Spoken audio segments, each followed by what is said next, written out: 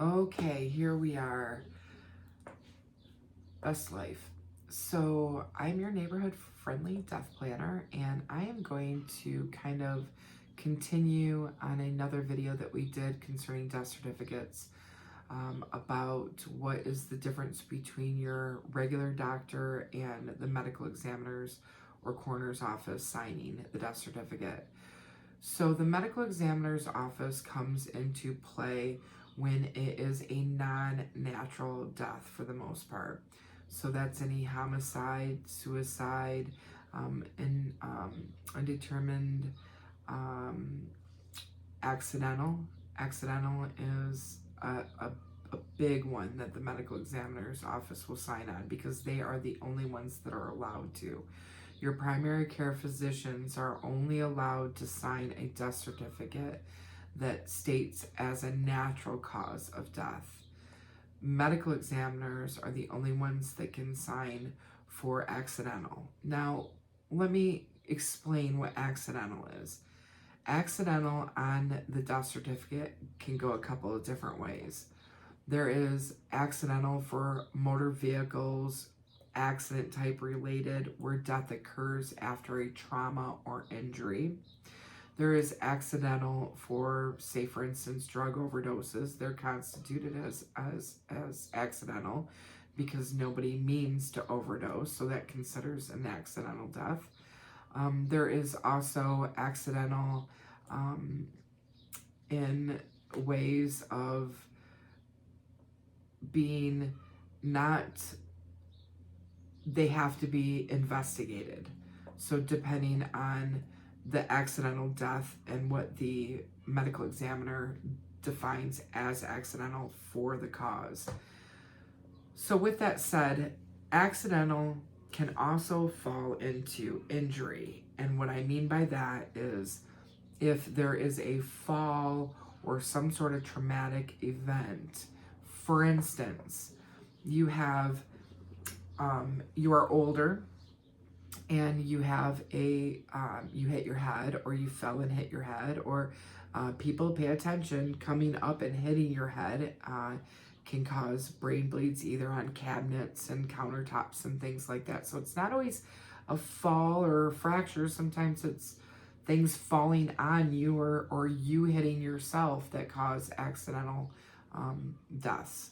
And what I mean by that is if your baseline changes, then it can be considered an accidental. For instance, if you have a you fall and you fracture a hip, or you have some sort of a bleed from trauma, that is considered a medical examiner's case. They will usually do a records review, and then they will deem whether or not it's an accident. So what do I mean by this? Take grandma. Grandma is in hospice. Hospice is the agency that helps people die with dignity. Wonderful agency.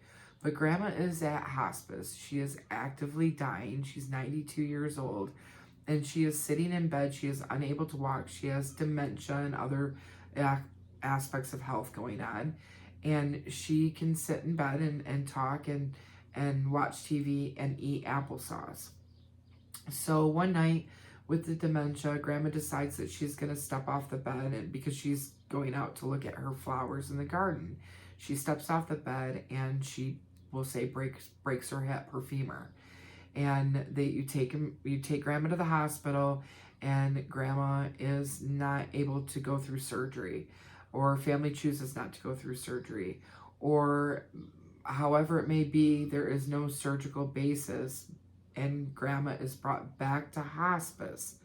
Now, grandma is back at hospice. She has a traumatic injury, which is the broken hip, and she is unable to feed herself applesauce.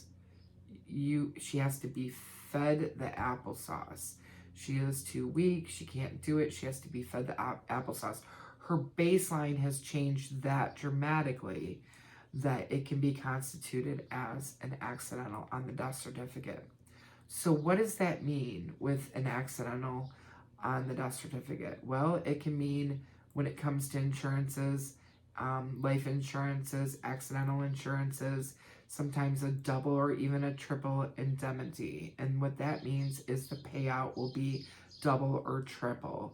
It depends on what's written in those contracts, but you can only get those type of payouts if it is listed as an accident on the death certificate itself. So I hope that helps. And if you have any questions or if you want to know any other details, please feel free to write it in the comments. Continue talking on a really good platform lovingly, and be comfortable with talking about this stuff. Okay, have your best day, and we'll chat soon.